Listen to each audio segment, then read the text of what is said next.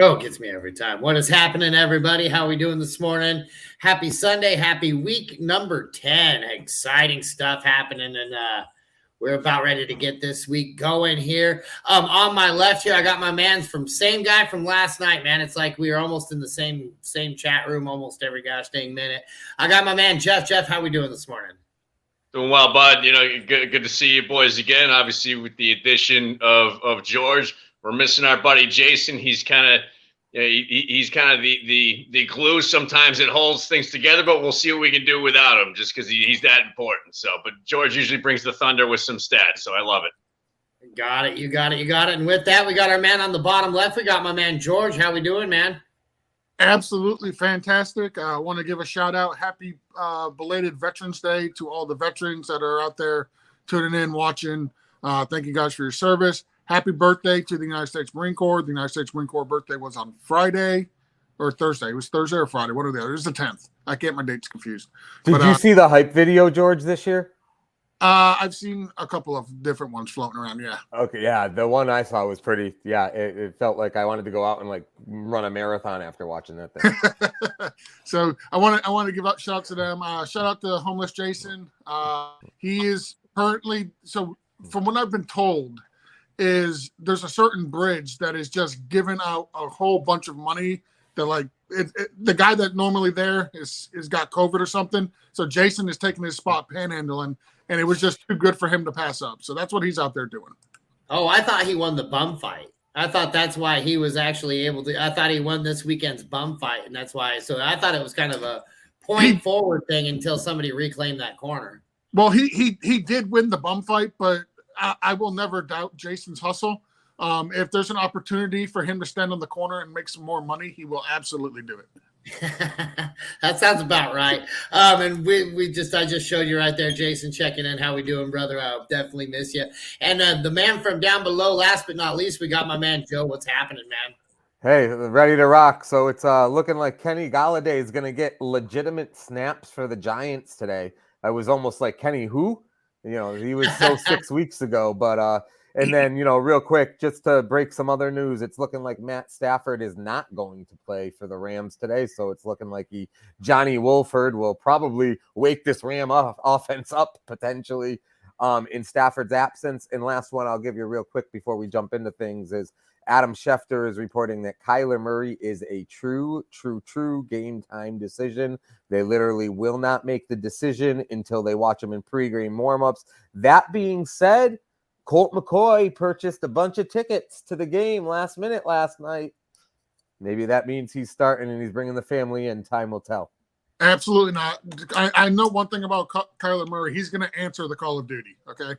That's just going to happen. I love it. Well played. George has him on a lot of his lineup is what that translates to.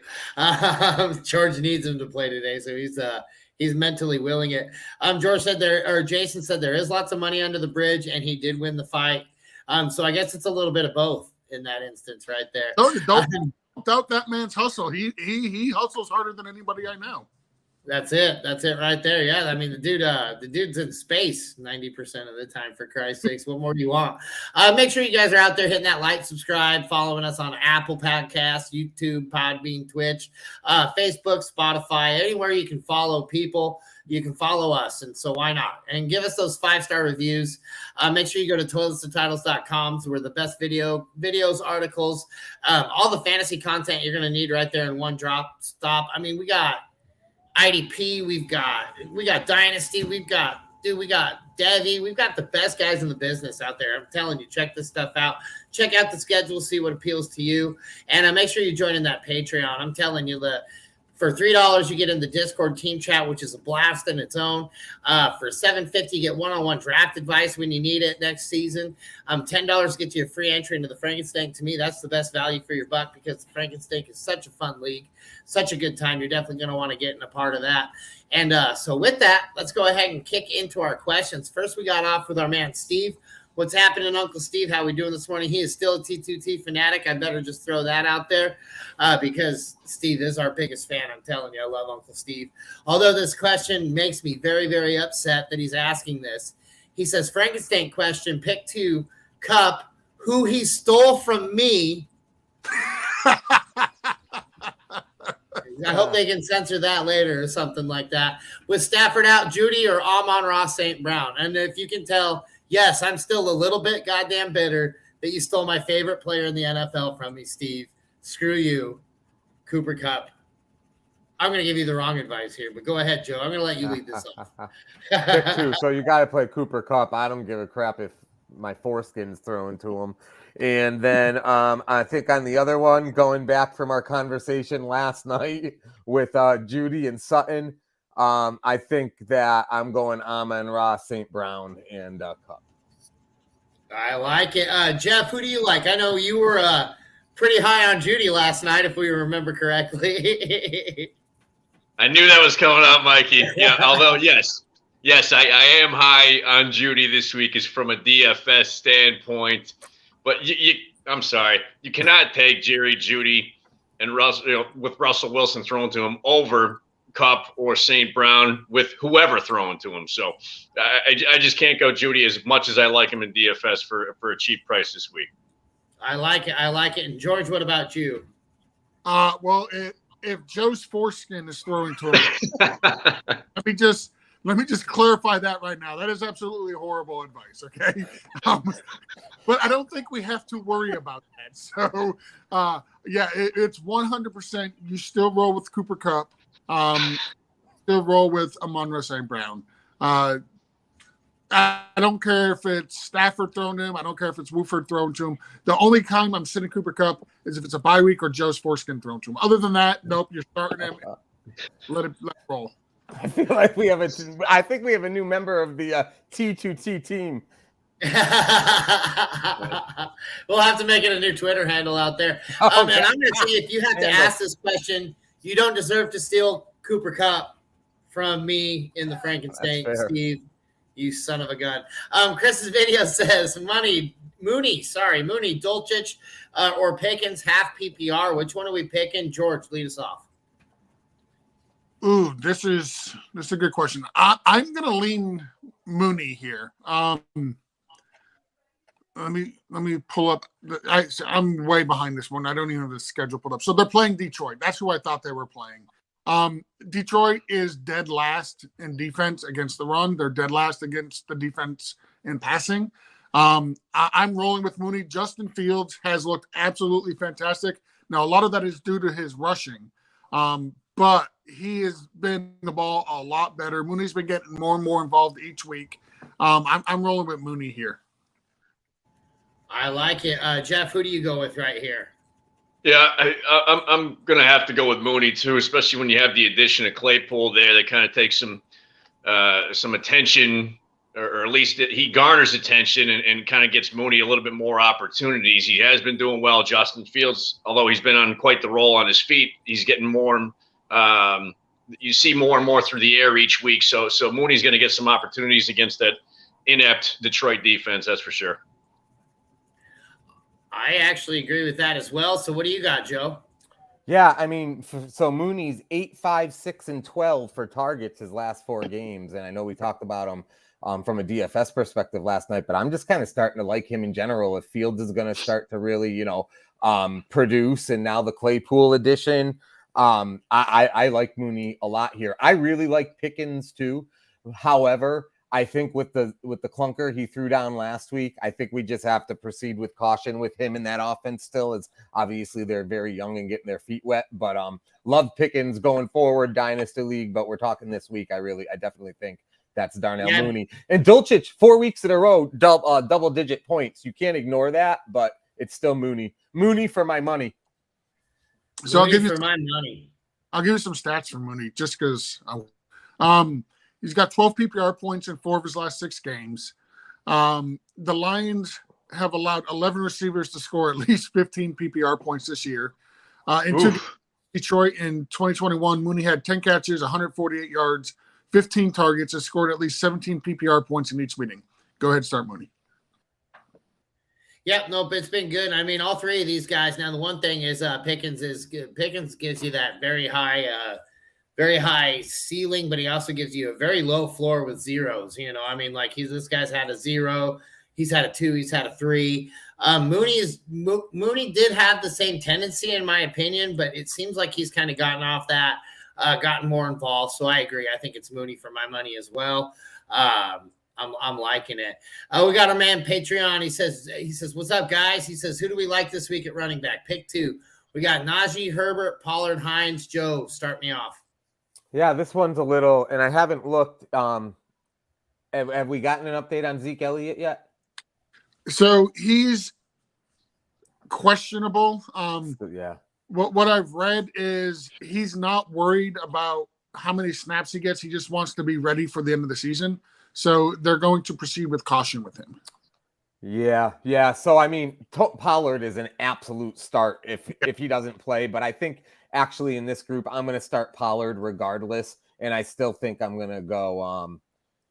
I think I'm going to go Najee and Pollard. I'm not going to overthink this one. I don't think Hines is ready yet, and Chicago and Herbert. Not a bad play, but I'll still take Najee and Pollard. Pollard first, Najee second. I like it. George, do you have an argument with that? My only concern with Najee is temper your expectations, because they've already come out and said that they want to get Jaylen Warren more involved. And that kind of has me a little leery, just because the fact, like, the biggest thing we liked about Najee coming in was his volume, like how much volume he was going to get. We were expecting a ton in the passing game, ton in the running game, expecting a true 3-down back, and it just hasn't materialized. And that offensive line has been absolute trash. Yeah, so that's the problem. I'm still going Najee. I'm still going Pollard, but I'm definitely tempering my expectations with Najee. I like it. Is it Herbert the guy that you're closest to on the line there between the three? Yeah, it is. And what about you, Jeff? Yeah, I agree. Certainly Pollard is a must. Same concerns with Najee. I'd actually steer away from that. It just seems like the Steelers are leaning more towards Warren and really like Jaylen Warren. Herbert, I get it, didn't have much of a week last week, but he's gotten some decent attempts over the last 4 or 5 weeks. He seems to be, I think we discussed this last night, almost kind of like the Kareem Hunt, if David Montgomery's kind of like the Nick Chubb in that scenario, so to speak. So I'd go Pollard and Herbert, in my opinion. Yeah, Herbert and Pollard isn't bad right there, although I'm going to go ahead and agree with these guys. I'm going to go Najee as well, just because to me, he seems like the guy that has a higher ceiling out of the three. Herbert is up against the worst defense against the run, so he should have some pretty good volume. And I mean, Pollard is a slam dunk for me. I can't sit him. I do have a question to kind of spin off of this, because of I was asked it recently kind of on the side. And do we like Singletary this week with Nyheim Hines starting to be a little bit more involved, and especially with Josh Allen with the kind of a tweaked arm going in there? And I'm going to go ahead and let you lead that one off, George. So everything I've read up on Josh Allen is they expect him to play. There's no risk of him injuring his shoulder or elbow even further. I'm not comfortable starting any of those running backs, to be totally honest. Like, I like Cook, I like Nyheim Hines, I like Singletary. I think they all have a decent role, but I think the problem is they all play the same damn role. So I think they're all mostly pass back. So I don't want anything to do with any running back coming in Buffalo right now. Plus, Josh Allen runs in the red zone. I'm worried about Zach Moss getting involved, and he's in Indianapolis. So I mean, that's how that backfield has me. I'm completely out. What do you think there, Joe? And Josh Allen runs the ball a lot in the red zone, so it's a really muddy situation there. Singletary doesn't bug me as much as since the middle of last year when he started to come on. He doesn't bug me as much as he seems to bug a lot of other people. I'm looking at his last 4 games, DraftKings. He's got 9, 9, 14. I like the way they use him in the red zone, realistically speaking, you don't want him as your number 1, your number 2 running back. But if we're talking about a number 3, number 4, when he's on the field, he's going to get some red zone opportunities. They throw him some shuffle passes. They'll give him a couple of carries. He's not a bell cow anymore, but I still feel the most comfortable throwing him out there out of any of them if I have to play one of them. I like it. And Jeff, what do you think there? Do you think you like, does he kind of slide down the scale for you a little bit more with Naeem Hines being on the field? Not necessarily, maybe minimally, but yeah, I got to go and agree with George on this one too. I'm not comfortable with anybody. It kind of reminds me of like maybe the Patriots of like 7 or 8 years ago, where you can't trust starting anybody except for maybe Tom Brady, and that's it. And kind of this is a similar scenario in Buffalo right now. How didn't Hines? Here's my thing with question Hines. How can we have any confidence in Hines here when he had games this year with no Jonathan Taylor where he should have, even if they didn't want to give him in between the tackle rushes, how wasn't he relevant in their passing game? I don't understand what's happened to him this year. If I remember right, the first time he had that capacity, I think it was in the first drive, he got concussed. Yeah, that was one game. The rest of the game, but I believe the second time. Now, I'm not going to sit there and make excuses for the guy, though. I just don't think he's a very adequate running back either. And I agree with you guys.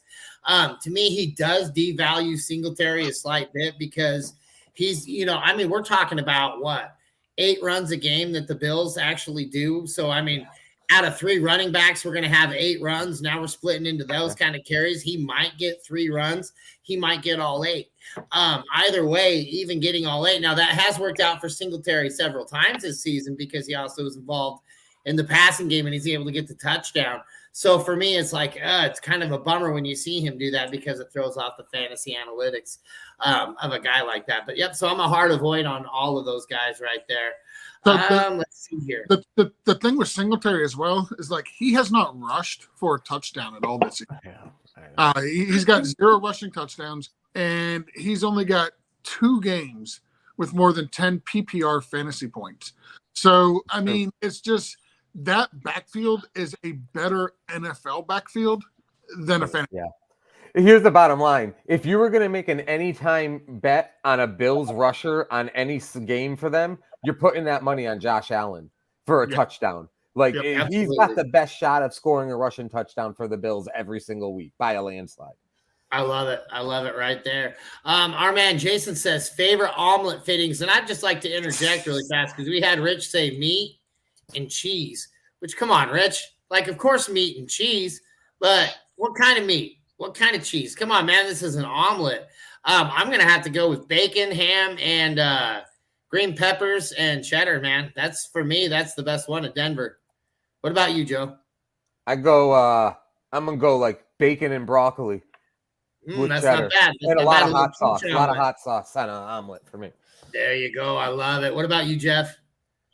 I'm going to take crap for this. I like a veggie omelet. I know, bring on the negative comments, boys. I'm waiting for them. But I add some broccoli in there, maybe some feta or whatever. I just can't tolerate that kind of nonsense, George. I cannot tolerate that kind of nonsense. Not on the Blitz. Jeff, that's twice we've had to kick you off the show, man. Come on now. Hold on. There we go. All right, I'll put those on. Oh, there's some baby. Let's go with the creator of the Fat Guy Food Tip. George, what's happening, man? What do you put on our omelets? So I like a nice hearty omelet. So give me bacon, give me crumpled up Italian sausage, give me the ham, give me the green peppers, give me the cheddar cheese. I want some spicy cheese, so give me some jalapeno cheese. I want some jalapenos in there because I also like a lot of spice with my food. I want some cheese on top and some sriracha. Oh, yeah. George's 9-inch omelet. That's gonna burn on the way out. Quite delicious. The omelet royale. Your body adapts. Trust me. We got our man Steve. He says that Joe needs to get a bigger TV. I think is what he's saying right here. I know. I should have planned this better. I'm in the bedroom. So it's a small. I know. I'll work on that. because I've been kind of watching the game over your shoulder this whole entire time. You can't really see it all too well, but I can see enough of it to. He's gonna move it a little closer. There we go. See, but it's not on for YouTube purposes. It's not on because that'd be illegal. But definitely over his shoulder, we got something going on there. YouTube's user agreement by live streaming the football game. That's true. Right? That's fair. Let me turn that back around. We got Chad Rohn says, "Sup, fam? Looks like a Hail Mary for my team this week. Forgot to take Seattle out, and Tampa's offense is playing lights out. For a flex standard, Sutton, Kadarius Toney, or Wan'Dale Robinson." Jeff, since I kicked you off and feel bad for it, we're going to let you lead this one off. I really don't like any of those options. If I have to take one, I guess I'd say, Sutton, but I'm not completely comfortable with that, especially with my Jerry Jeudy take from last night. But I mean, those are just bad options. I go Sutton. I like that. George, what do you got here? I'm actually leaning Kadarius Toney. It's standard league, so I'm not worried about the PPR aspect. So I got to look at which one of these guys is most likely to score a touchdown. Is it the guy that is being thrown to him by Daniel Jones? Probably not. Thrown to him by Russell Wilson? Probably not. Give me the highest upside guy that's got not Matt Stafford, but Patrick Mahomes thrown to him. Give me Kadarius Toney. I like it. Joe, what do you think? I agree with George that this is going to be a touchdown dependent decision. Wan'Dale does have a TD for the Giants a couple of weeks back, but I think in the end, I still have to go Sutton here because I just think his volume is going to be so much higher, which, volume's not just about PPR, that feeds into yards too. I think his volume will be a lot higher. Toney is the number 3 there with no Hardman. I'll be really curious to see. They gave Toney the first play of the game last week, got him a catch. I think he had maybe one other than that. So it'll be interesting to see what they really do with him this week. And then I agree with George in the end. I'm not going to take a Daniel Jones wide receiver on this one. And I actually agree with George here as well. I like Kadarius Toney. I like that. It wasn't like he was very involved last week, but it was just post-trade. He was just starting to get involved. Now they're talking about actually adding additional packages for the receiver now that he's over in there. So I do like Kadarius Toney here, but we got Rich Gonzalez pitching in right here on the side. And he says Sutton if it's a standard to break that tie. So he's got Sutton right there. And if he wants to swing for the fence, Robinson. So he's the only one of us that said Robinson there, but he'll definitely do the split for the Sutton. So we got our man Trans-Siberian. What's happening, man? I hope everything's safe over there. It looks like you guys are whipping a little bit of ass over there. He says, hey, boys, who you got at the flex? He says Palmer or Wilson. Shout out to the Frito Bandito. I love it. And George, go ahead and lead us off with this one. Who you got, Palmer or Wilson? Man, Palmer with no Mike Evans or Mike Williams, rather, no Keenan Allen. Excuse me. I don't know how you can't play Palmer. I get the matchup is not the greatest, right? San Francisco, they're 16th against opposing wide receivers. But again, no Mike Williams, no Keenan Allen. Palmer's going to get a healthy amount of targets. Like they're not going to run the ball. The Chargers do not run the ball. They are a passing first offense. Palmer is going to be the number 1. Week 9 against Atlanta, and I get, Atlanta is a inferior opponent compared to San Francisco, but you can't deny the fact that Palmer had 8 catches for 106 yards on 10 targets. So he's getting the targets. He's also got 4 games this season with at least 10 targets and has scored 13 PPR points in all 4 of his outings. There's no way I'm sitting Palmer for Wilson. I do like Jefferson. And that's what I'm assuming this is. I'd say Garrett Wilson would probably. No, isn't Garrett Wilson on bye this week? On a bye, so that makes this a lot easier. Yeah, that's Palmer over Garrett Wilson because he's on a bye. No, I'm just kidding. No, yeah, I would say probably Jeff Wilson. Good call. Yeah, it's probably Jeff Wilson. And listen, Miami's going to have a tougher matchup against the Browns defense. Their run defense is a lot better.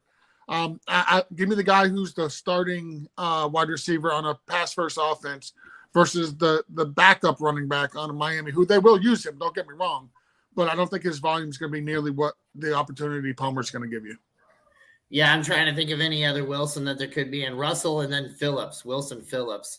And I think I'm going to be starting Palmer. Hold on for one more day. Don't sing, Joe. Not Things sing. will go your way. Jeff, who do you got right here, Palmer or Wilson? Well, although George's points are taken for sure, and that's definitely a good argument. And I'm always kind of going to lean running back in this aspect. And we talked about it last night. I'm all over that Miami-Cleveland game. Anybody, Miami's offense, and then whoever's playing against the Miami defense. I mean, it seems just going to be a high-scoring affair these days. I get it that Wilson isn't necessarily the 100% guy, but I like his chances to get in the end zone more so than Palmer against the 49ers. So I'd lean Wilson. Oh, I like it. So, well, my thing, and I know George is a Miami fan, so I would like to ask the question. So Wilson comes in, traded short week. He has the same amount of rushes as Mostert last week, and he had 3 catches to Mostert's 0. So Wilson out-touched him last week without knowing the playbook or being up to speed, whatever you want to call it. So I don't know. I mean, it's feeling like that's more of a platoon. And, I like PPR. I like Palmer for the PPR. He's been high volume when those guys are out, but I would have a hard time not going Jeff Wilson here. I think he's got a great opportunity for a touchdown. And I mean, if that's a straight platoon, I kind of like I like to see what Wilson's going to get there. So it's 100% going to be a running back by committee. That's what the Dolphins have been wanting all season with Mostert and Chase Edmonds. Problem was Chase Edmonds just wasn't very good in this system. And that's the reason they got rid of him. As far as Wilson coming over on a short week and not really knowing the playbook, like he knows this playbook. This is the same playbook that the 49ers ran for years. It's the same running backs coach that he played for years. Same offensive coordinator he had last year. The schemes are exactly so. It's not one of those situations where you get the running back coming over and he's got to learn a whole new playbook and he's just not familiar with it and anything like that. No, he's been in this system and in this playbook for years with this coach, so they're very familiar. So it's a very, very smooth transition from one to the other.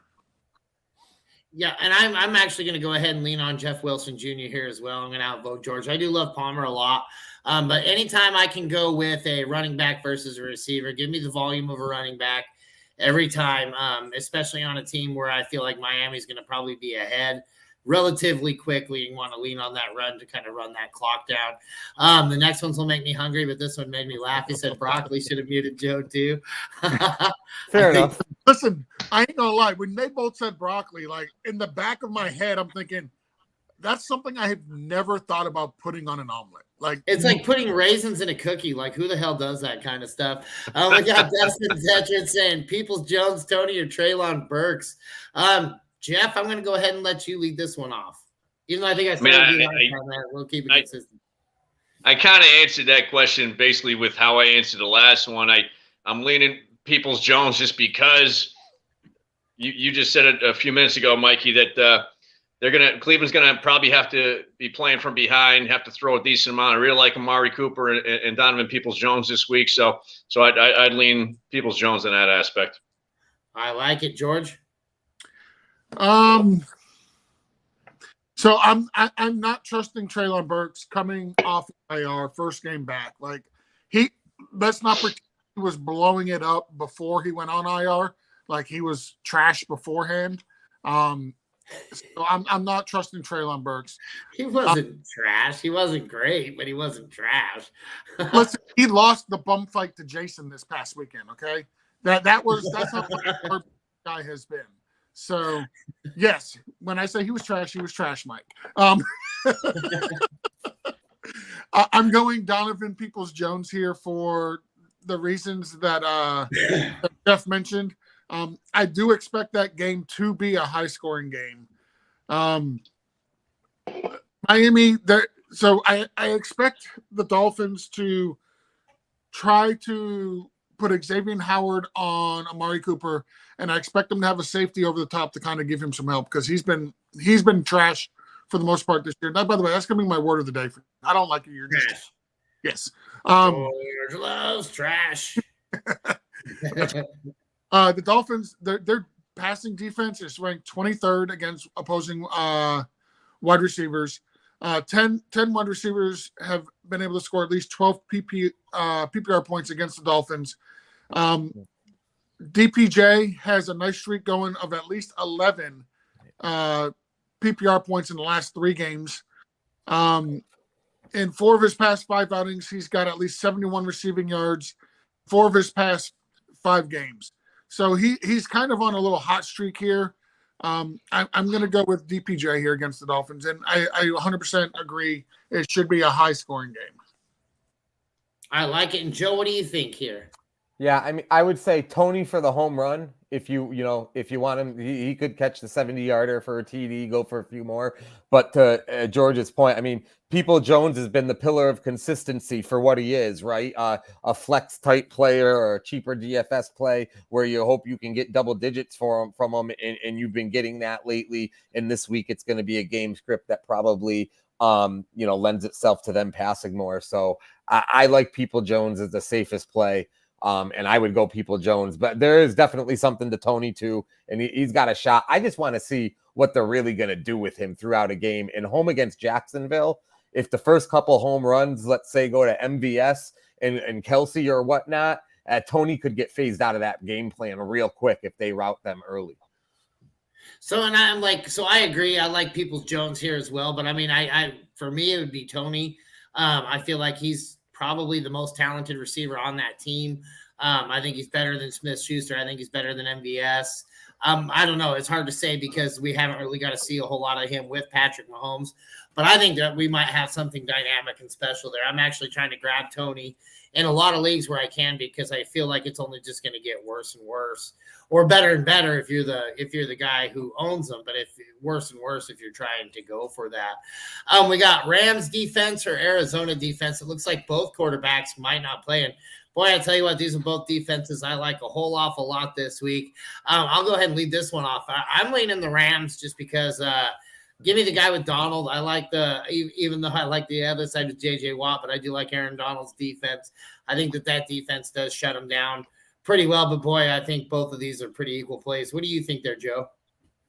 Yeah, I'm with you, especially if we're missing quarterbacks.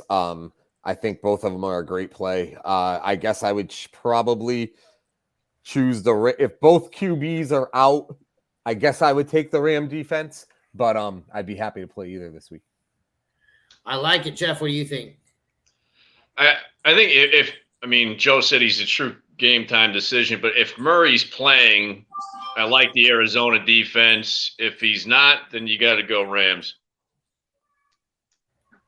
I agree. And what about you, George? I don't care if Kyler Murray's playing or not. I'm still going the Rams, to be honest. There you go. I haven't seen anything from the Arizona defense that makes me want to start them. And I really don't care if it's going up against a backup quarterback or not, to be honest. Like the way Matt Stafford has been playing this year, I'm not sure Wolford is actually that much of a step down from Matt Stafford. So I'm going to take just the better of the two defenses. Give me the team that's got Aaron Donald, the one that's got Jalen Ramsey. And if it's Kyler Murray, so be it. But if it's, Colt McCoy, even better.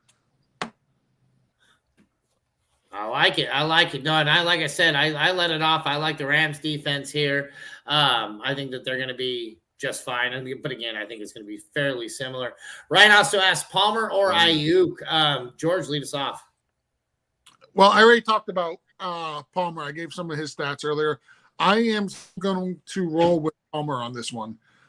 It's very close. Ayuk has been absolutely phenomenal the last few weeks. He's definitely coming on, but I'm going to stick with my guy. I'm going to stick with Josh Palmer here.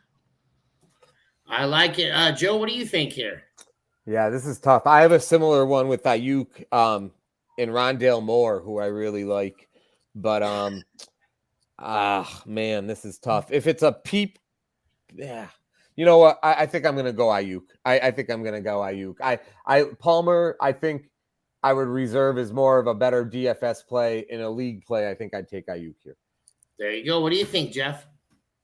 Yeah, I mean, it's not a bad scenario to be in, but I'm leaning Ayuk just because I think that Palmer has the better defense that he's going up against. I think Ayuk will probably have an opportunity to get in the end zone and get some decent looks. I'm leaning Ayuk. I mean, either way, it's a winning scenario, but I'm leaning Ayuk. I like it. And so that's so we got 2 for Palmer and 2 for Ayuk on this one. Let's see if we had Rich answer on this one, and he did not. So we're gonna have a 2-way split, and hopefully we'll give Rich a chance to answer that one, Palmer or Ayuk. Oh, he says he likes Palmer over Ayuk. Sorry about that. It's right there. But he wouldn't be surprised if Ayuk has a big game. So it's Palmer for us. 3-2, but it's just barely. Transylvanian wants to know what I'm always looking to the right at. And what it is that I'm being held at gunpoint, and I'm hoping that the guy eventually falls asleep, and I'm just going to make a run for it. He doesn't speak very good English, so I'm able to say that. Okay, but yeah, no, I'm being held hostage here, Trans-Siberian. I have to do about 3 more years of shows for ToiletsToTitles before I'm allowed to be freed up. But no, not really. That's where my TV is, and that's where I'm watching the game. In between, I'm trying to kind of watch it over Joe's shoulder on one, and then when I kind of see something happen, and I look up to see just to verify what I'm looking at right there. So that's what's going on right there. Nino says, is Chris Moore an option still with Nico back in Houston? And Joe, you're nodding your head. What do you think here? Yeah, and I'm not in my head just because I was looking at more from a DFS perspective this week. He got in the end zone last week. They're playing the Giants, so I don't feel like I mean, if we're going more in leagues at this point, and I know buys and injuries could be the reason why you got to do that, but as like a real cheap DFS option, I'd be comfortable with giving Moore a go. If you get 4 for $50 and a touchdown for what his cost is, that makes it worthwhile this week specifically. I like that. Jeff, do you have an argument with that? No, I mean, I don't. I'd like to know his other options, and maybe DFS, but in a regular league, if you have any other option, I'd say roll that way. But I can't necessarily argue with Joe. I like that, George. What do you think there? Well, I believe the Texans are on a bye this week, so rolling out Chris Moore. Aren't they playing the Giants? Yeah. Yeah, Houston's playing this week. Yep. Oh, you know what? I looked at week 10 bye, not this week's. Or no, 2001 schedule. So in 2001, I'm looking before Houston was even a team. We're bringing you the innovative data to win. This is what you need to know to win this week. I googled NFL Week 10 teams on bye, and I didn't put the year in, so it popped up as 2001, and I didn't catch that. So just for reference, last year at this time, the teams on bye were the Bears, the Bengals, the Texans, and the Giants. So when you said they're playing the Giants, I'm like, wait a second. This ain't adding up because it says both teams are on a bye. Make sure you're starting Warren Moon. Yeah. I thought you said 2001, and I'm like, yeah, Houston Oilers are on a bye this week. Get Ben Winter coats in your lineup. So this week you got the Ravens, the Bengals, and the Jets on bye. Last week, Chris Moore was a viable option, mostly because you had like 20 teams on bye, and it was probably the worst bye week of the year. Well, it was the worst bye week of the year. So you had to hit those deep flyers. Going forward, I don't think I trust Chris Moore as a starting option or even as a flex with so many teams and so many players available. Like if you're in a deeper league, yeah, absolutely. Chris Moore is a viable option, but you're talking 14, 16 team league. In a 12 team league, no, I'm not starting Chris Moore. In a 12 team league, I wasn't starting Nico Collins. So it's only in a deeper league. What about you, Jeff? Yeah, I mean, I kind of agree all the way around with everything. I don't want to harp on this topic just because it's not that big of a or that great of an option, I suppose. So Well, knowing Nino, my man, and if you guys don't know Nino, he's on every night on T2T, at least in some facet or another. He's on one show. He even like kind of pops in on here and there, just like right here. So I mean, Nino's 24/7 Toilets to Titles. Love the man to death. But I think that Chris Moore is kind of paved his way a little bit more in that offense. I think you might see him get a little bit more involved. I think Nico Collins will still be the wide receiver one coming out of there. The one thing we can all agree on this is it will not be Brandon Cooks. So I don't know if we ever see him play football there ever again. I guess he is supposed to play today, but I mean, I wouldn't trust him in any capacity if I was the quarterback or if I was even in that organization. Mini Jordan 718 says full PPR, choose wide receiver and a flex. Sutton, Rondell, Wandell, Mooney, Tony, or Hollins. George, lead us off. So I've already made my case for Mooney earlier, so I'm going to go with Mooney here. I think he's starting to play like the way we thought he would play when draft season was upon us. His quarterback's getting a lot better at not the run game, but the passing game. That offense is starting to open it up a little bit. So I'm gonna go with Mooney, and I'm gonna go with Cortland Sutton here as the wide receiver too, for the reasons we had mentioned earlier. Yes, it's Russell Wilson throwing the ball, but like Russell Wilson has googly eyes for Sutton for some reason. Like he's always targeting. So I'm going to go with the guy that's going to get the most volume, and that's going to be Sutton. Jeff, what do you have to say about that? Out of this scenario, yeah, I agree. Mooney is the must out of everything. I don't know what is up with all the Kadarius Toney questions today. Is he really, that big of a deal? All of a sudden, he's popped up in a lot of these questions. Anyways, I made my case against Sutton last night, and I made a case for him today, so I go Mooney and Sutton. There you go. I love it. What about you there, Joe? I'm loving this one because I've got both Rondale Moore and Hollins on my mind a lot this week. A little more specifically from a DFS perspective, but I'll tell you something. A full PPR, I have a hard time not playing Rondale Moore. He is getting so many targets there lately.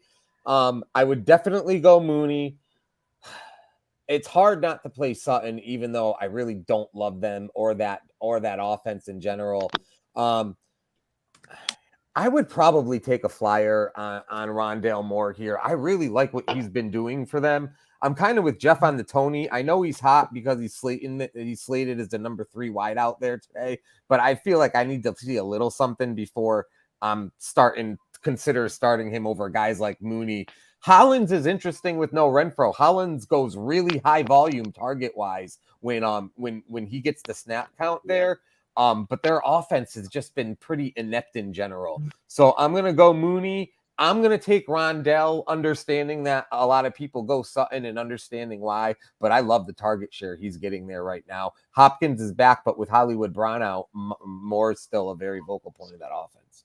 And I like Moore a lot here as well. But as far as it goes now, for me, Mooney, hands down, that's going to be your wide receiver question. That's easy for me. But I would actually go Mac Hollins here. So you have two for Mooney and Sutton, and then you got one for Mooney and Rondell, and then you're going to have one for Mooney and Hollins, because Mac Hollins with Hunter Renfrow off the field has been getting you 17 to 25 points pretty consistently week in and week out. So for me, I'm going to go Mac Hollins. It looks like Sutton and Hollins for Rich over there, but you're definitely going to want to go with the group, and that's going to be Sutton and Mooney on that one. And he also says on point with the raises comment, you're damn straight, right?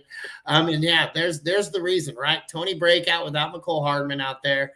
And I think, like I said, to me, in my opinion, Kadarius Toney is by far the most inept, and he's the most adaptable, and he's the fastest, and he's the best wide receiver on that team right now. And I think it's just, when you're working with a guy like Patrick Mahomes, you can probably develop a little bit faster. You got to think going from Daniel Jones to that is going to be a huge, huge jump as far as talent-wise goes.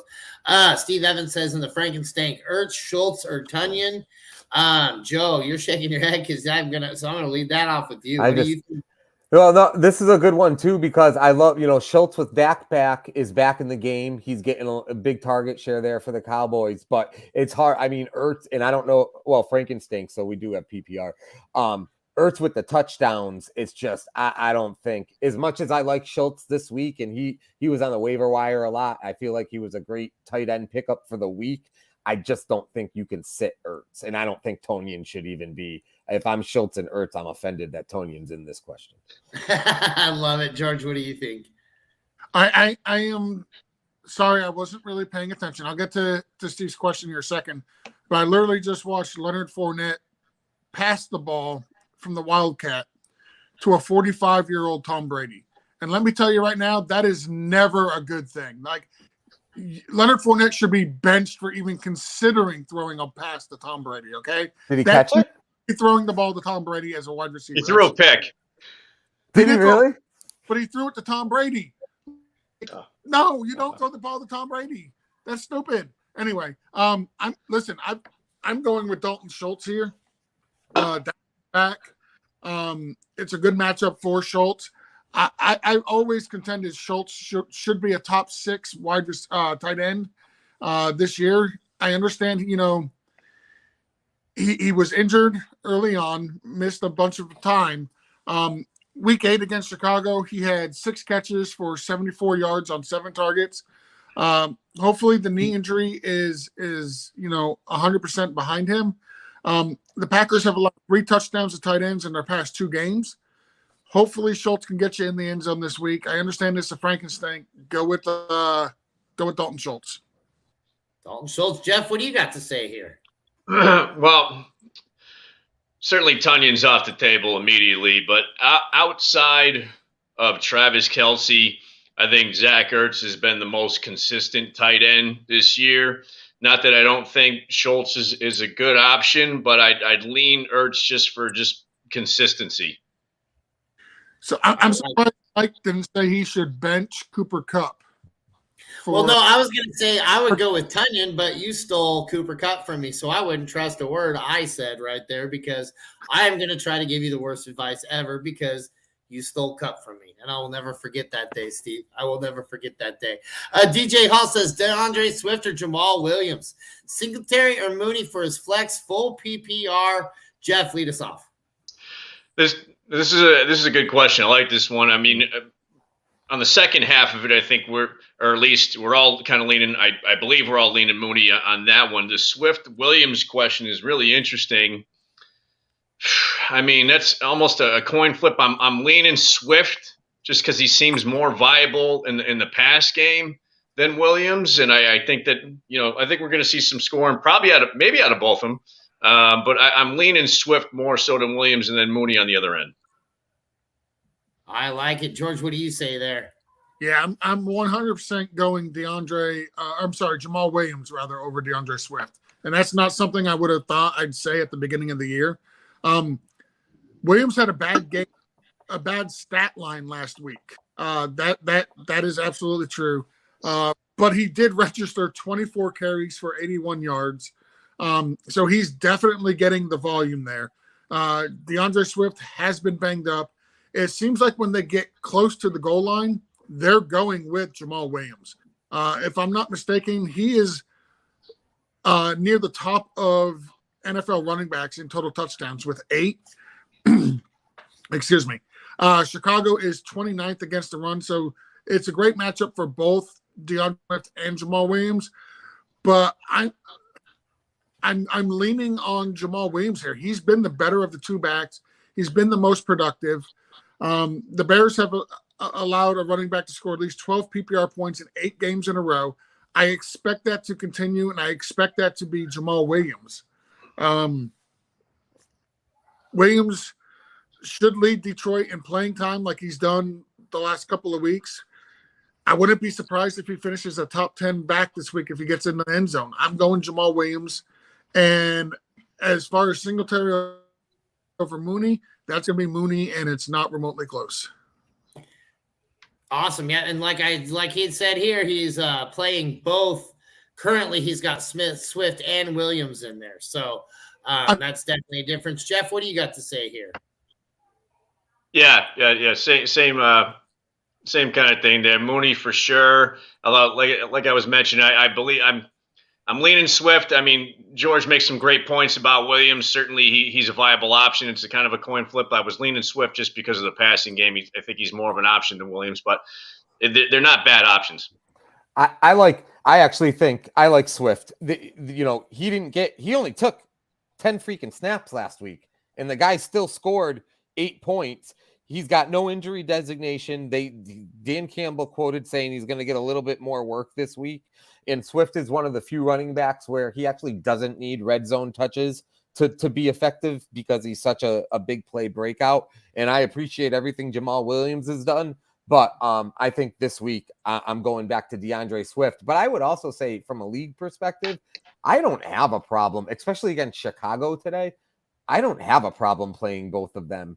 And, I'm older. I've been around a while fantasy-wise. I've won a championship playing Jamal Charles and Thomas Jones together back in the day for Kansas City. There's been a couple other times, a couple other teams where you could do that.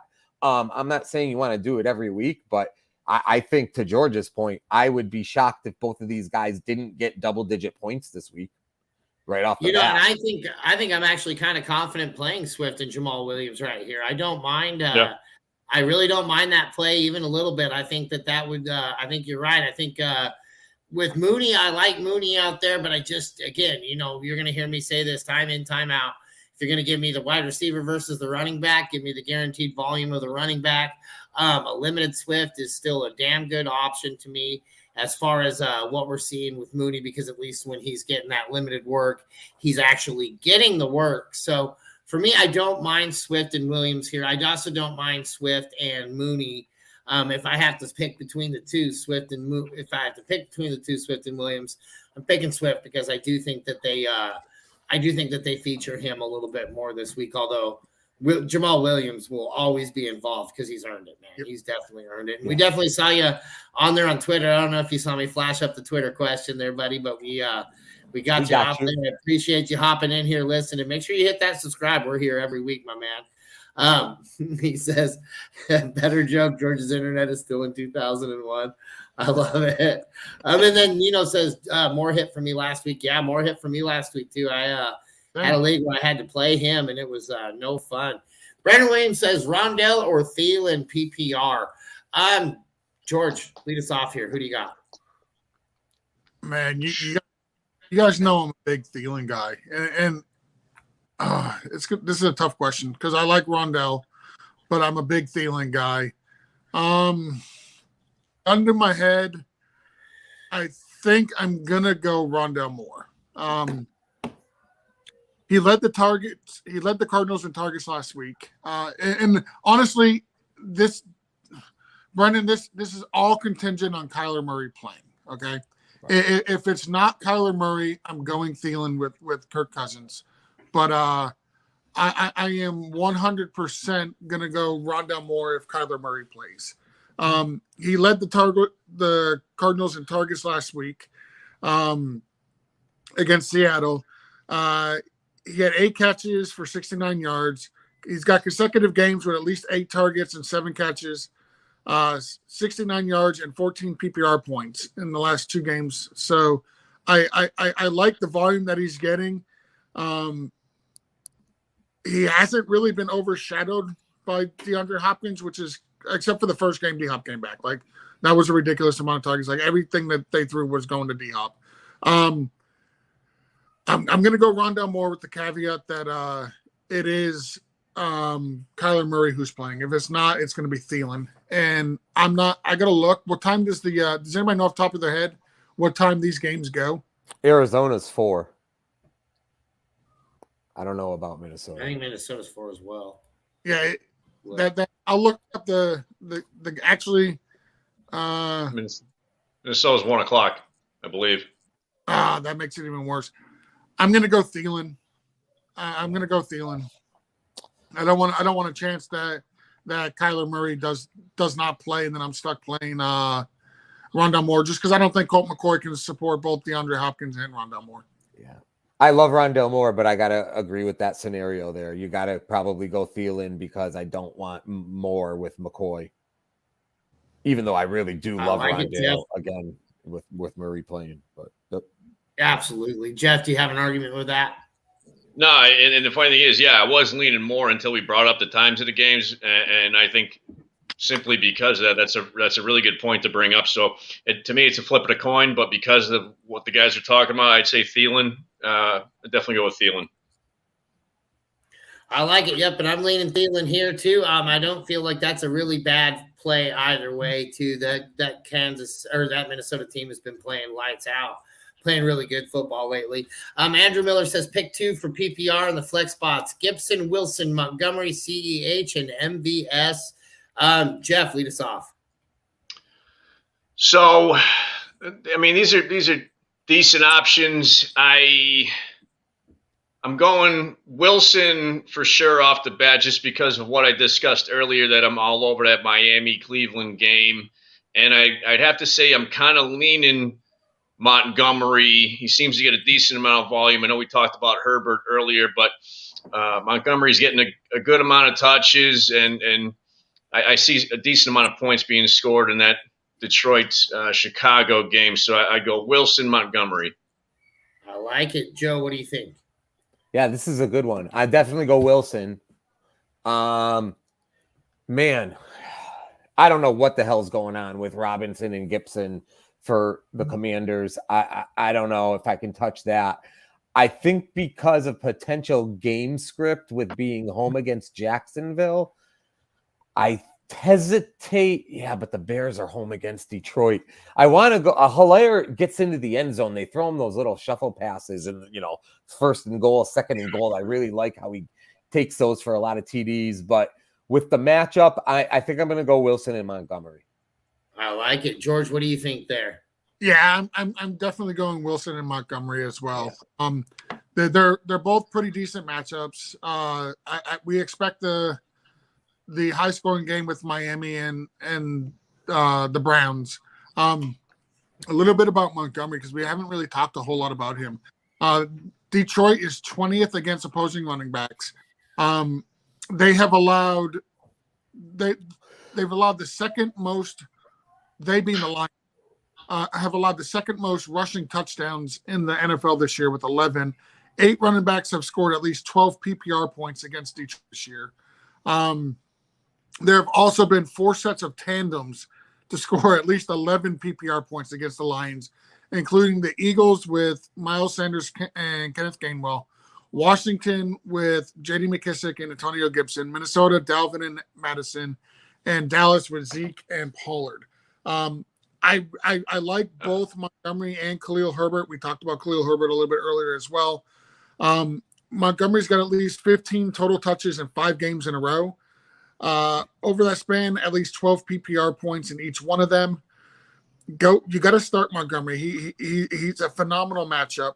And we talked about Wilson earlier. While it's a running back by committee, we do expect it to be a high-scoring game, so there's a good chance that Wilson may be able to get in for a touchdown. It's weird because I want to say Gibson as well, just because since Robinson's came back, he's played the best football of his career there this season. But I'm going to go Wilson and Montgomery with the panel. I like it, and I actually agree with that. I like Gibson and what he's been kind of getting done with the limited usage that he's been getting done. But what scares me is the limited usage. So I can't back that. Give me volume every time. Montgomery's getting the volume. Wilson is getting the volume. CEH is getting phased out by Pacheco. MVS is just, to me, this guy's had so many premier quarterbacks, and he's not being able to shine or get it done with these guys. I just don't think he'll ever be that guy for us. Fournette has the same amount of interceptions as Brady this season. I don't know if that's true or not. I thought Brady threw 8 picks just last week, if I remember right, wasn't it? Hey, Mike, I got some breaking news coming in for people who are active and inactive. Let's hear it. I know Joe normally does this, but this one specifically I wanted to bring to your attention. Miami Dolphins running back Myles Gaskin is in it. I knew it. That's great. Thank God. You know what's funny is that's actually from 3 years ago, George. just people are starting to catch up that Myles Gaskin has not been active in the NFL for 3 years, even though he's been on a roster he hasn't earned that spot. So I'm going to point out the fact that I love the fact that Joe went, I knew it. That's great. The old Miles Gaskin. DJ says, thank you all for having me. You've all earned yourself a new fan. Will be tuning in a lot more. Yeah, definitely, man. I'm telling you. I mean, any kind of fantasy football that you're into, I'm telling you, we got to show that will cater to your needs. From past the playoffs for our man Nino Brown, he's the host of that. They have IDP, they've got college, they've got Debbie, we got it all. I'm telling you, all the way down to DFS gambling lines with dollars to deuces. Dash of DFS was our show last night with these two gentlemen below me. Goodness sakes, man, it's just been. I'm telling you, you're gonna want to get on there. We got our man Bobby Tree showing up. Good morning, benders and non-benders alike. I love it. I love it. He says, Dulcich at Tennessee or Firemouth versus New Orleans. Half PPR, please, and thank you. Joe, you shook your head. You know that's going to get me every time. I'm like a fish. What do you got right here, buddy? I got you in my head on this one. I'm going to ride Firemouth. I'm going to ride the Dulcich, 4 games in a row? We said double-digit points pretty much. So sign me up for another 10 to 12 from Dulcich at Tennessee today. I like it. Jeff, what do you think? Yeah, I mean, we'll give Dulcich the nod in fantasy and for having the best porn stash in the business. So I'd lean Dulcich in that case. I saw that. I like it, although I do have an argument because look at George's mustache. George, what do you think right here? So I like Dulcich. He's been hot so far, but he's not the one I'm going with, though, believe it or not. He's got 11 PPR points in 3 games in a row, so he's kind of running a hot streak. But the guy I'm going with has got 16 targets for 12 catches and 132 yards his last 2 games. Hasn't had a touchdown since week 2, but he does have PPR points in 4 of 7 games this year. The team he's playing against allowed Isaiah Likely to score against them in week 9. Hopefully Firemouth can follow suit and get in the end zone this week. I'm going to go with Pat Firemouth. I like him, especially with Chase Claypool no longer being there. That may open up some more targets for both Firemouth and for Pickens and for Deontay Johnson as well. So I'm going to go with Pat Firemouth. I like it. Although I disagree myself. I think for my money, I'm going to actually go Dulcich. New Orleans, I think, has allowed 1 touchdown to tight ends this whole entire season. That's it. They're really stiff against the tight end. As a matter of fact, it looks like Jason chimes in here too. He says, Dulcich, he says, New Orleans is number 1 against the tight end. I knew they were up in the top 5, but I didn't know that they were actually number 1. So yeah, Dulcich for me. According to CBS, they're number 2 again. I see. Like I said, I thought that they were number 2 myself. So we won't listen to Jason. He's underneath a bridge for a reason, guys. I've got Fields and he's still suffering side effects from the concussion from his bum fight that he won. There you go. Which apparently was against Treylon Burks, and he forced him to eat broccoli. Chad Rohn says he's got Fields and he's contemplating Cole Kmet for tight end. But he also has Dalton Schultz, which to start for a standard league, man, Cole Kmet's been on fire for me. Give me Cole Kmet, and I'm very excited about this. To me, it's not even close. Joe, do you agree with that? You're nodding down there. Yeah, with no PPR, because I think some of the allure for Dalton Schultz is, his 4, 5, 6, 7 catches a week in a PPR situation. I think Kmet absolutely has the better shot at the touchdown. So give me Mr. Kmet. Yeah, I love it. What about you, George? Detroit, like we've talked about how bad Detroit's defense is. They are 26th against opposing tight ends. Cole Kmet's got 3 touchdowns. 3 touchdowns his past 2 games against the Cowboys and the Dolphins. His best game of the season by far was week 9 against Miami with 5 catches for 41 yards and 2 touchdowns on 6 targets. We've talked about how Justin Fields' passing has been improving. I'm going to roll with Cole Kmet here. I like Dalton Schultz, but I'm going to take that stack with Field and Kmet this week. I like it, Jeff. Do you have an argument? No, I mean, George said that Detroit is 26th versus tight end. They're actually 25.5. George, you got to make sure you get those stats correct there, my friend. But I'm leaning with over the. from Marine Corps birthday weekend and Veterans Day. It's been an exciting weekend for me. I cannot. Fields has been on fire. Komet's been a hell of a target. You can't get away from him, especially in that matchup. Yeah, and I want to point out Green Bay is 5th against tight ends as well. So Dalton Schultz has the tougher matchup by a large margin. So we're all going Komet here, and we're loving it. Bobby Tree says he's in a desperate way at running back. He should add and start Latavius Murray, Melvin Gordon, Isaiah Pacheco. Currently starting Dylan and Eno Benjamin. Man, I think I might make a move and go for Isaiah Pacheco here. What do you think, Jeff? I think, good Lord, these are the options. I'd blow up the team and start again next year fresh. I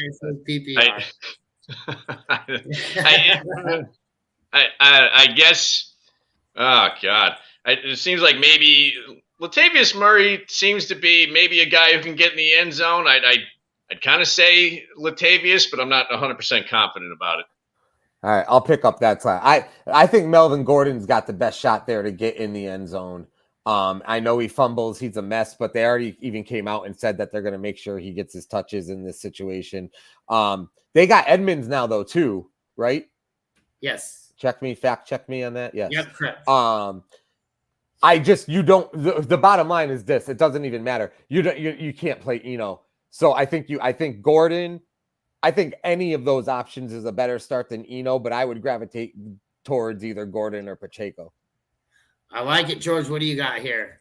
I want the guy the highest scoring offense. Give me Pacheco over Eno Benjamin. I would absolutely drop Eno Benjamin for Isaiah Pacheco. I like it. I'm glad you agreed with that, because then we had Rich backing up with ouch. Yeah. And Bobby Tree says right zero running back was a mistake. It usually always is, man. I always believe in that crowd. Touchdown, God Chriswin, for anybody who's not paying attention. But then until you see it about halfway through the season, that's when it starts getting cold. That's when we start losing the ball control. We start losing the grip on the football. Doesn't have the flight pattern that it used to. We got to start running the ball a lot more. You're really not happy if you got Mostert as your running back one when it starts getting to be November time. We got at Hevesy says, okay, so it feels like his running backs are all the same, so help him out. He can start 4 out of 5, so pick one of these guys that we are sitting. 2 of them are currently playing already, which I don't think that any of us, that's why I added this question from Twitter. I didn't figure any of us were probably going to sit Metcalf. And I didn't figure any one of us were probably going to sit Godwin out of this. So out of the 3 that are left, McLaurin, Lazard, or Ayuk, who are we sitting, George? I'm going to sit McLaurin. I don't want to sit Ayuk. I don't want to sit Lazard. Like, he's the only wide receiver doing anything for Green Bay. I'm going to sit McLaurin with Trevor Heineke. Now, would you have sat? Now, also, too, add if you would have sat Godwin or Metcalf, if I was wrong on that. Again, I was assuming, knowing the panel that I know, the way I know you guys, that we would be playing both of those guys. Joe, what do you think here? I don't know. I don't think I'm going to sit McLaurin. I agree with you, Mikey, first of all, on Metcalf and Godwin. They would have been in. I don't know. I'm going to sit Lazard. Lazard's probably your best shot for a touchdown. I get that. But he's going to be what are we looking at? 4 for 50 and a touchdown. He's not going for 160 and 12 catches, where McLaurin at least has that chance, in my opinion. And Ayuk, I think has been much more. So I don't like Lazard and his 10 points. I'd rather shoot for a little more upside with McLaurin and or Ayuk. Joe, if McLaurin could post a stat line of 160 and a touchdown next week, I will drink the rest of this bottle of soy sauce. But wouldn't you say, though, historically? Live on. No, just leave it at that. Just leave it at that. And let's pray to God. Do we get the next 15 minutes has after a huge that? game. You got to include the next 15 minutes after you drink it, and I'm in. Oh, I'll drink. But I'll drink it at the beginning of the show. So There you go. How's that? That's just not happening. I just don't see Lazard ever blowing up. I guess, yeah. Jeff, what do you think here? I mean, in the spirit of George drinking soy sauce, I'm definitely sitting Lazard at this point. Period. I mean, we all got to root for that. Yes, it was Lazard for me even before that. Yeah. Oh no! No, that was Diet Coke. That was Coke Zero. That was Coke Oh, Zero. thank God! I was just flabbergasted. I'm like, dude, does this guy just drink soy sauce? But wait a minute. Like he's looking at it next to his computer. I see an opportunity here. I feel an opportunity here. What do we call? Coach calls these the bathroom bets or whatever. Yep. Bathroom So why don't we make a little money where our mouth is hot sauce next Sunday, week 11 blitz bet? If Lazard does better than either McLaurin or Ayuk, I'll take a shot of the hottest hot sauce I have in my house, which is pretty hot. It's a habanero. It's from Captiva Island in Florida, homemade out there. Doc Ford's. I'd be willing to do that. I don't think Lazard scores more than McLaurin and Ayuk. Okay, so here's the bet, and we're all, because I think we both agree we're starting Ayuk. So I'm not gonna do the Ayuk part because that we both had Ayuk starting. It was McLaurin and Lazard. So whoever scores more, if it's McLaurin, I will do a shot. And I don't like soy sauce, and I'll get to Jason's question in a second. Like when we eat Chinese, so I will do a shot of soy sauce next week, and you have to do a shot of hot sauce. What's the scoring? What are we doing? PPR. Okay. Half point PPR. Yeah, whoever scores more, McLaurin or Lazard. If McLaurin scores more, I'll do the shot. If Lazard scores more, you do the shot. There we go. I love it. We love it. I love it. You heard it here first. The reason why we had soy sauce within reach at the kitchen table and the soy sauce from the other night at dinner, we just never put it away. We didn't put it back in the pantry. It just happened to be on the table. I am now rooting for the Cowboy defense today, hardcore. Amen. Uncle Steve says he has to go. Good show. He says got to take the rest of the day off. He says also he didn't steal Cooper Cup. He traded for technicalities. I love it. Technicalities of the language of the law. Gosh dang you, Steve. I can't stay mad at you, man, when you start busting crap like that out. I love you, man. We got Mr. George says, what's that? Go back to Bobby Trees real quick because he's got to make a waiver move. Oh, gotcha.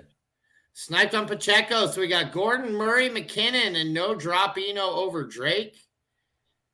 I'm keeping Drake. Drake's been on fire, man. For sure. Drake's been great. My money goes to Gordon here, Joe. Yes, Melvin Gordon, make the move. What about you, Jeff?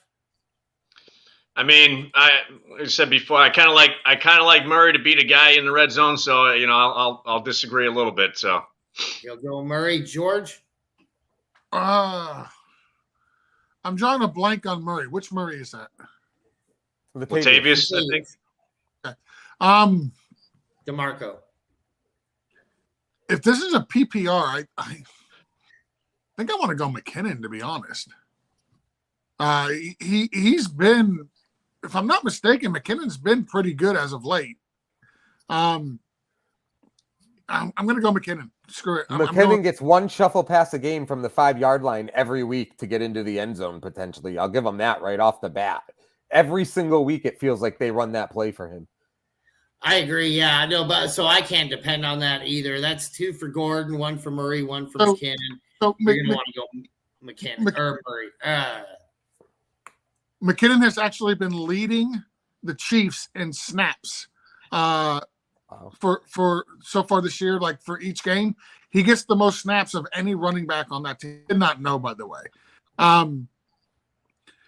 Jacksonville is tied for most receptions allowed to running backs with 60, which is absolutely crazy, by the way. I would go McKinnon here. Yeah, he 10 PPR points in week 9 against the Titans with 6 catches for 40 yards on 8 targets. So he's getting targets. He's getting catches. If it's a PPR league, I'm going to go McKinnon here. And Rich actually agrees with you here, but I mean, to me, what sold me is when you said he had the majority of the snaps there in Kansas City, which means that he's done the very least with the most opportunity, in my opinion, right there.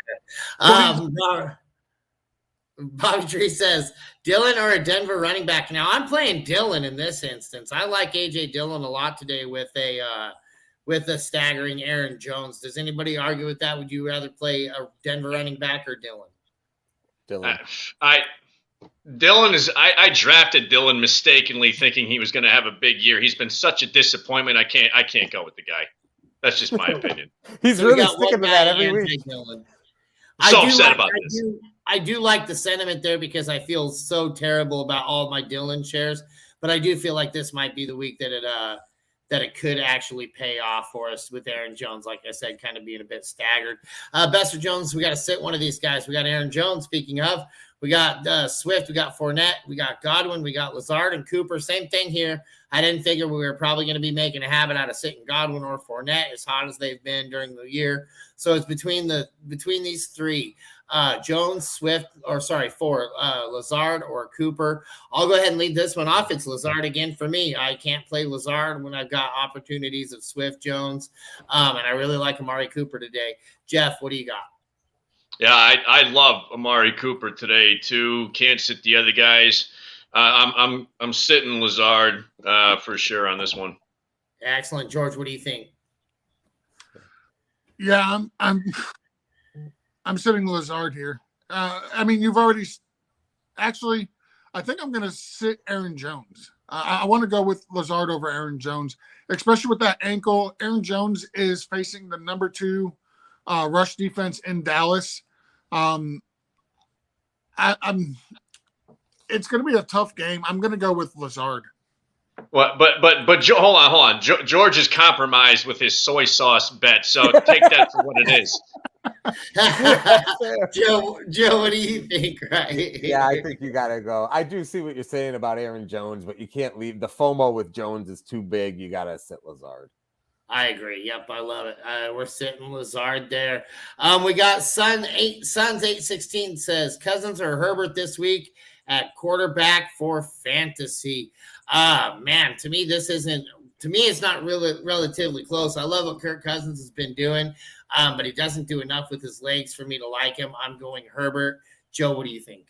Yeah, the volume with Herbert is just insane. It doesn't matter if they're winning or losing games. I think you do have to go Herbert here. I like it. What about you, George? Real quick, actually, I want to think about this a little more because they're in Buffalo, right? They are. And now we know Josh Allen's playing, and that's a 1:00 game. The game script there, because the Chargers are home against, they're playing a shitty team, aren't they? They're in San Francisco. They're in San Fran. You know what? I'm going to, I was too blasé about this at first. This is a lot closer. Man, at San Fran that's a real pain in the balls. I guess I'm still going to stick with her. It's closer, but I'm still going to sit Cousins. I'm sorry for bringing you on that fun ride. So it was a fun ride, although it was a very fun ride. So I enjoyed it. What do you think, Jeff? So there are 2 words I did not expect to hear on a Sunday morning. One is blasé and the other is foreskin. So again, take that for what it is, Joe. 2 for 2. I'm leaning Herbert. And my 2-year-old. And I won't be blasé about it. Night too. I'm gonna. Oh man, I can't believe I'm sitting Justin Herbert. Like it's really bad when he hasn't played up to what we expect. And I think we're saying start Justin Herbert based upon the name and not really the production. Last week against Atlanta, he attempted 43 passes with 30 completions. He should have had a huge outing even with those numbers, but he only passed for 245 yards, 1 touchdown, and 1 interception. Herbert doesn't really run. He only ran for 3 yards last week. He scored 16 fantasy points or less in 3 of his past 4 games. And now you're telling me you want to start him at San Francisco, who's number 6 against opposing quarterbacks, who the 49ers only give up an average of 15 fantasy points per game to opposing quarterbacks in 6 point per passing touchdown leagues. Like, that San Francisco defense is 100% legit, and they're bringing guys back and getting healthy.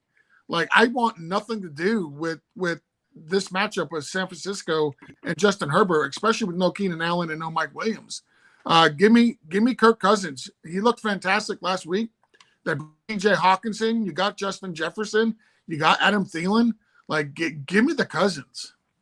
And it's not a primetime game, so he's not going to miss church tonight. I don't mind that either. You know, like I said, to me, the only thing that gets it done for Herbert for me is the ability, what he can do with his legs, you know, what he can do on that offense with his legs. The quarterbacks in general, if you're not a running quarterback this year, yeah, it's slow going fantasy wise. Like, other than Tua, who I can't think of a quarterback that doesn't run other than Tua that's averaging 20 plus fantasy points a game this year. It's hard to find. That's exactly my point right there. That's why I just, like I said, give me the guy who's going to get it done with his legs. Even though, I mean, Herbert isn't really known for getting it done with his legs as much as, like, say, Allen and Lamar Jackson, but he does get enough done, kind of like Daniel Jones, where you can count on him to get you like that 50, 60 yards, high possibility of a touchdown. At Riblet 8, touchdown advice, please. He says, Knox, Ingram, Tunyon, or Johnson, Juwan Johnson from the Saints. Jeff, lead this off. Ooh, this is an interesting one. I think right off the bat, you got to take Tunyon out of the equation. Ingram had kind of the hot hand for a little while. He cooled off a bit last week, but I still think he's a pretty good target. I mean, they're in Kansas City. I think they'll have some opportunities. I'm leaning Ingram on that one. I like it. Joe, what do you think? Yeah, I think I tend to agree with Jeff. Juwan Johnson, I like, but you can't trust that Saints offense. Like, they just throw up some complete clunkers. So I don't want to deal with that because it's a potential 0 for him. You got to throw Tunyon out. Knox, I'm fine with the idea of him getting into the end zone. But if we're talking PPR too, like, Ingram could easily go for 6 catches, 50 yards, 50-50 shot on a touchdown. I'll go Ingram. I like it. George, what do you think? A large part of me wants to go with Juwan Johnson for the Saints, but I can't go there. It's going to be Evan Ingram for me. Yeah, but I agree with that. I do like Juwan Johnson a lot. I think he's kind of one of those unsung heroes that's kind of coming up quietly, being a fantasy viable tight end. But yeah, I got to go with him, and I'm definitely out on the others.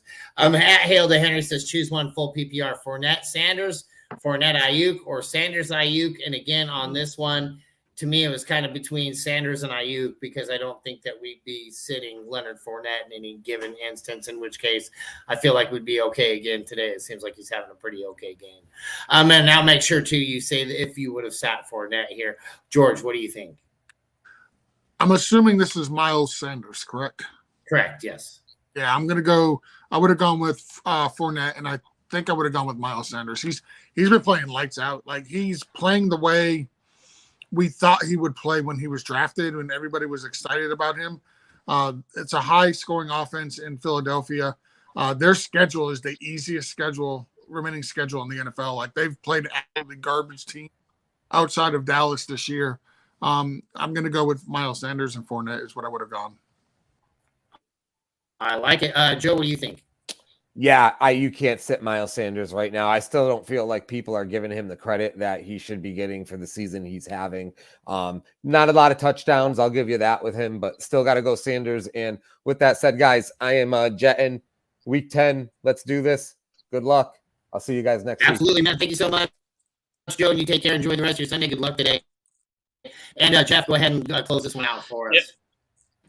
Yeah, I mean, the Sanders is – a lot has been taken away a little bit just because of the attention that Hurts has, but Sanders is quietly having a really great, last handful of games from a fantasy standpoint. And I'd agree with the Fournette take. You always kind of lean, or I always try to lean running back more so than wide receiver. So I like the Fournette Sanders kind of combo there, even though Fournette's already played, but you get the idea.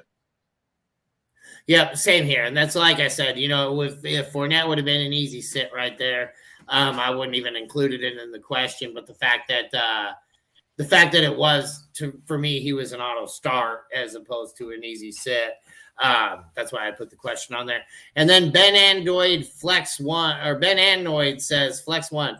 AJ Dillon, Taysom Hill, or Brian Robinson, 12-team half PPR. I'll leave this one off. To me, I like AJ Dillon with a staggered Aaron Jones. I think Taysom Hill is one of those hit or miss guys. I don't like him a lot today. Brian Robinson hasn't been getting enough done in the red zone for me to reliably start him. Give me Dillon. George, what do you think? So I think this really depends on what do you need. Like, are you projected to lose by a lot and you need a lot of upside? If so, I'm going Taysom Hill because there's a world where Taysom Hill can go out and score 3 touchdowns in a game because we've already seen it happen once this year. Outside of that, I think I'm going the safe route. I think I'm going to go Brian Robinson. So it really depends on what you need. Do you need something with high upside? If so, go Taysom Hill. If not, go Brian Robinson. I don't mind that either, especially because with Jeff getting ready to go off on AJ Dillon one more time, I'm going to lead it down to that way. And who do you got there, Jeff? Well, I have such a bad taste in my mouth for Dillon. The hell with that guy. I agree. Taysom Hill, it's definitely. I mean, he could go off for 20-something points, or he could have 1. Robinson, in my opinion, is a safer bet. I'm biased against Dillon because he's on my team and been atrocious. Like I said, I knew that was coming. I just had to ask either way, just because, man, I just like having fun with you, honestly. Like that's one of the things. We got our buddy Bobby Tree says, ride with Everett or add Tunyon, Ingram, or Foster PPR. George, lead us off with this one. What do you think on this? I'm rolling with Everett on this, but I don't feel confident. Everett's been pretty solid for the most part, week to week. He's one of those boomer bust tight ends where if he doesn't get in the end zone, it's a crapper game. If he gets in the end zone, it's exactly what you thought. He's got the matchup at San Francisco. I already told you I'm not a big fan of Hair Bear there this week, Herbert, but the 49ers are 8th against Titans, so it's a tough matchup. But I think without no Keenan Allen, without no Mike Williams, I'm hoping Everett can get more involved. I don't trust Tunyon. I don't trust Ingram, and I'm not even sure who Foster is. So I'm going to ride with Everett. Foster Moreau, Las Vegas. Oh, Foster Moreau. Okay, that's what threw me off. Yeah, I'm gonna ride with Everett. Gotcha. What do you think, Jeff? Yeah, I don't disagree with that. I mean, I might lean a little bit towards Ingram just because he has a decent upside, especially in Kansas City. With them probably having to throw a lot, but I don't mind the sticking with the Everett move. I think that's a pretty good move. I agree. I think Everett's the best guy to get things done here. I do like Foster Moreau, but you're starting to see Waller getting more and more in there every week. I think he might have just gotten moved to IR though. Let me just double check that here real fast, just because I knew he was kind of on the fence there, and then I was just like, oh yeah, wait, he might have actually hit. So the one good thing I do like about Everett is last week, even though he had 8 targets, he still had 5 catches, but he only managed 36 yards and he didn't score. So that's what you're getting with all of these tight ends, right? Like you're looking, 4 to 5 catches, 35 to 45 yards is what they're probably going to average. And the biggest thing is, do they get in the end zone? That's what you're looking for, is which one of these guys is going to get in the end zone. I'm going to ride with Everett. Like we say every week, we call it the 3 for 33 rule, right? Like we get tight ends that go 3 for 33, 3 for 33, 3 for 33, and we start talking about them being a fantasy relevant tight end because they get that touchdown. So now instead of the 3 for 33, they got 3 for 33 with the touchdown, which adds 6 points, which now all of a sudden, now we're looking at some double-digit fantasy points. So now we got a tight end that's viable. And we shouldn't have drafted Kelsey for. You know, I mean, like, so it's just each week trying to catch that guy who gets the touchdown. Like I said, so I'm happy with Ingram. I'm happy with Foster, but I feel like Everett's the guy who's going to give you the better edge right here as far as touchdown productivity goes, especially without Keenan Allen and Mike Williams on there. With that, guys, it looks like we got everything caught up. Make sure you guys are following us at ToiletsToTitles.com. Again, the best videos, articles, the best fantasy content out there on the internet. We have something for everybody. I'm telling you. Down Under Dynasty, we got George sticking his finger up over there. We've got all kinds of stuff, like I said, so we can get you on there. George, what you got, buddy? Want to give 2 quick shout outs. Happy birthday to friends of the program. Mr. Chuck Steele, the only Steele that actually matters. And shout out to Bob Harris from Football Die Hard. Both of them have a birthday today, so happy birthday to them. Actually, there's one Steele that only matters, and there's one Bob that only matters, and that's both of those guys right there. So make sure you get on their Twitter, wish them a happy birthday. Appreciate that there, bud. Make sure you guys are joining that Patreon, patreon.com/ToiletsToTitles. Again, man, $3 gets you into that Discord. $5 less than a cup of coffee gets you early access to the waiver wire episodes and the invite into the all-inclusive Frankenstank League, where we have a lot of fun. $10 free entry into the Frankenstank, to me, is the best value. You can get on there. You can get under my skin like Uncle Steve does, where he traded for Cooper Kupp for me on that one. Make sure you guys. I have to know what did he trade you for Cooper Kupp? Joshua Palmer. That's a smash accept. I mean, Palmer definitely is worth Cooper Kupp. That value's fair. I don't know why you're. You know, it actually doesn't look so bad this week, but when we had Mike Williams and Keenan Allen still on the field, it was kind of a jerk move. But the guy that traded me Tyler Higbee, Kyle Pitts, like that made me mad at first, but the way Kyle Pitts has played this year, like that has actually helped me out a little bit. That's too funny right there. Yeah, I got Deontay Johnson this week, or I got they took my Justin Jefferson and left me Deontay Johnson. So you think I'd be way more upset about that move right there than I would the Josh Palmer, but I ended up dropping him. Anyways, on that note, guys, we're going to go ahead and duck out. Thank you guys so much. Unless you guys have anything else to add. For me, for Jeff, for George, we thank you guys. We'll see you next week. We'll be here, same bad time, same bad channel, ready to set up those lineups each and every week. Again, make sure you guys get on that ToiletsToTitles.com so you can follow all the shows. I'm telling you, IDP, Dynasty, if you play any kind of fantasy, vampire style, I mean, we've got advice for all of it. So make sure you get on there, check it out. Thank you guys so much, and we will see you again next week.